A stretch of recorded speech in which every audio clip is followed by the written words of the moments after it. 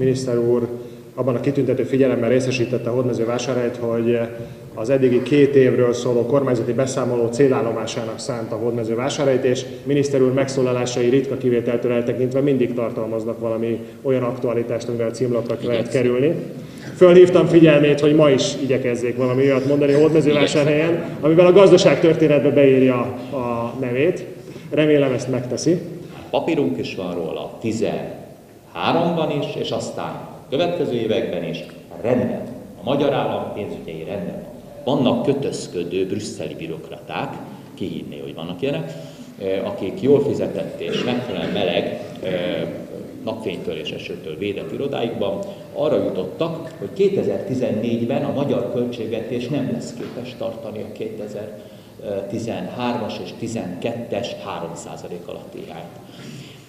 Önmagában ez tiszteletre méltó látnoki képességekre utal, hiszen nincs Magyarországnak 2014-es költségvetése. Tehát ez egy humbug, amit persze majd a tények megcáfolnak, mindig egy kicsit később.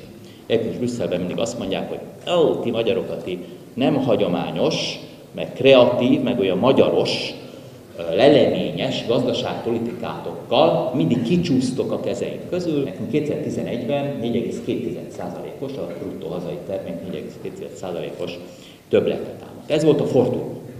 Nem hittek a szemüknek.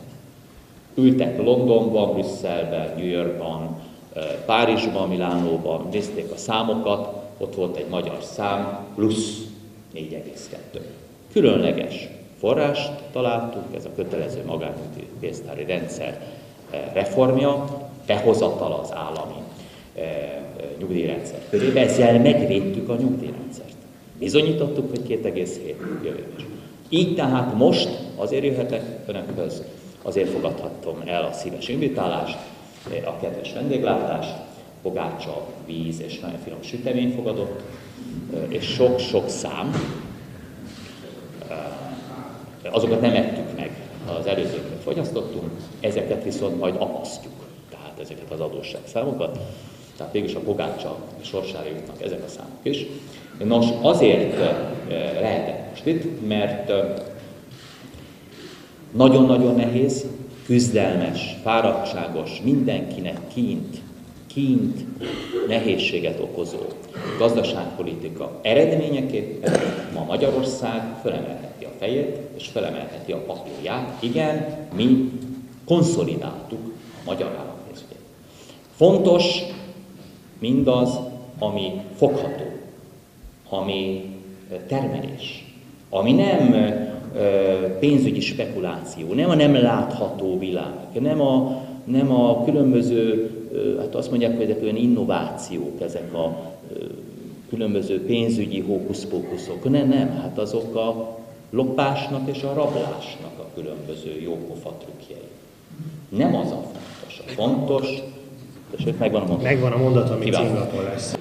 Mi kényszerűen korán jött forradalmárok vagyunk, a gazdaságpolitika, a közgazdaság, nem tudom, olyan mondat mondta, a közgazdaság területén. Ugye a gazdasági növekedés nagyon alacsony volt 2010-ben, 2011-ben, 2012 a mélypont, itt most hát gyakorlatilag bizony stagnáláson is túl visszaesünk, egy technikai recesszióban mondják erre a közgazdászok. A gazdaságpolitika pedig azt mondja erre, hogy ez volt az a mélypont, ami után jövő évben már növekedés és beruházási fordulat lesz, erre számíthatunk. 5-6 ország még egyszer képes az államadósság csökkentésére. Jó ebben a klubban lenni. Magyarország csökkentette legjobban az államadósságát 2011-ben és 2012-ben. Miért gondolom azt, hogy 2013 növekedési és beruházási fordulatot hoz? Erre jó okaim vannak. Az első jó ok az, hogy valóban a Nemzeti Fejlesztési Kabinet megmozdította a hát ugyan dermedt eurómilliárdok jéghegyeinek jelentős részét. És azt tudjuk mondani, hogy fel fogjuk tudni használni a 2007-2013-ban az Uniótól elhívható források tulajdonképpen minden centjét. Így vagy úgy. A németek erősek. A németek erősek, mert nem hagytak fel a gyáriparral, a termeléssel, a tudással, a szakképzéssel. A németek nem fogadták el az angol szászoknak az ötletét, most már nem számít semmi, ami munka. Ülünk, és ilyen jópofa dolgokat rajzolunk fel a képernyőre, és abból sok pénzt csinálunk, ha valaki elhiszi, hogy az jó. Ez az angol száz bankrendszernek egy bizonyos stratégiája volt. Nagyon jól működött, csak aztán tönkrement. Hogyha valakinek kérdése van, mikrofonba legyen szíves mondani. Lapozatban megjelent, hogy külföldön a hajnai azt mondta, hogy közép-ázsiai törzsek vagyunk, akik a fideszesek vagy Fideszre szavaztunk. Ezünk azért kinyitotta a zsebebe a vizsgát. Mi büszkék vagyunk arra, hogy Ázsiából jöttünk. Kisgyermekeink fenekén, olyan 100-ból 30-ból, 6 hétig kis piros pont van, mint a japán kisgyermekek. Fenekén. Mondták nekem japán tudósok. Én nem tudtam, de japán tudósok mondták. Ez többünknek új információ volt a teremben, akik kisgyermeket nevelnek jelen pillanatban, hazamegyek, leellenőrzem, hogy van-e ilyen életkorú gyerekem, vagy mit látok a gyerekeim fenekén. De ahhoz, hogy hazamehessünk, több kérdéssel fogom most már nem. Tehát ez csak azért szerintem mondani, hogy mások időnként többet tudnak rólunk, mint mi magunkról.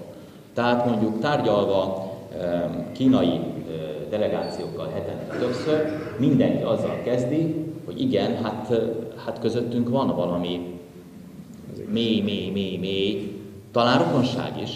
Miniszter úrtól szeretném megkérdezni, hogy ez a küzdelem, ez fokozható-e, szabad-e még fokoznunk, és mit tehetnénk, hogy ez a növekedési pálya minél meredekebb legyen? Legfőképpen piac kell. Piac nélkül senki nem vág bele, vagy nem bővít vállalkozást. Hol vannak a piacaink? A belföldi piacunk bővül majd, de azért nem leszünk egy európai elefánt. Tehát remélem megint leszünk közép-európai kistigris, aranyos, játékos, de azért azt a fogai, tehát kistigris, gyorsan növekvő, sikeres tigris. Látom az összehangolt támadást is, amivel a miniszterelnökünket igyekeznek, talán ki is mondom ezt a szót, mert így látom, így érzem, kikészíteni. Pénzpiaci támadás indult Magyarország ellen. Magyarország ellen, amiben benne van a forint, az árfolyam, az állampapír, a miniszterelnök, a kormány, a frakciószövetség, a frakcióból néhány ember, a köztársasági elnök, de senki nem veszítette el, nem gurult el senkinek a gyógyszere, mindenki megőrizte a hidegvérét, támadást visszavertük, támadásokat magunk ellen kihívni. Úgy is támadnának 2/3 néppárti kormány itt Európában. Na, az nem mindenkinek tetszik. Hát, ha már támadnak, legyen rá még több.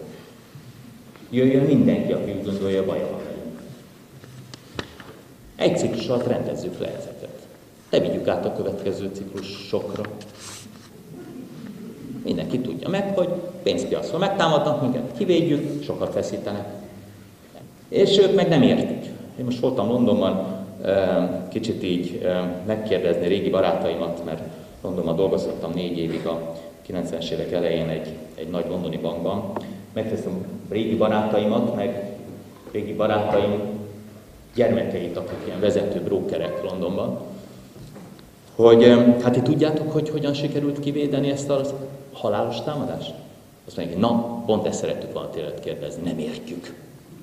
Hát mondtam, nézzétek, kell hozzá egy nemzet, egy közösség, kell hozzá egy miniszterelnök, kell hozzá egy frakció, kellenek hozzá remek emberek, kitűnő emberek, kell hozzá egy nép, egy békemenet, kell hozzá néhány egyéb dolog. Hát valahogy így azt mondja, ők ezt nem értik. Ez nem pénzügyes magyarázat. Mondom, addig jó, amíg nem értitek.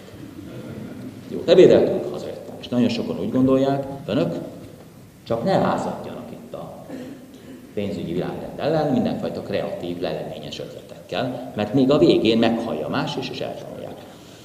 Ezen sem is látunk semmit. azokat a magyar megoldásokat, amelyeket mi kénytelenül kitalálunk, bevezetünk, azokat legalább fontolják meg, és ha megfontolják, és minél többen megfontolják, akkor már nem gigászi lesz a küzdelem, hanem macska-egerharc, és mi leszünk a macska. Köszönöm szépen.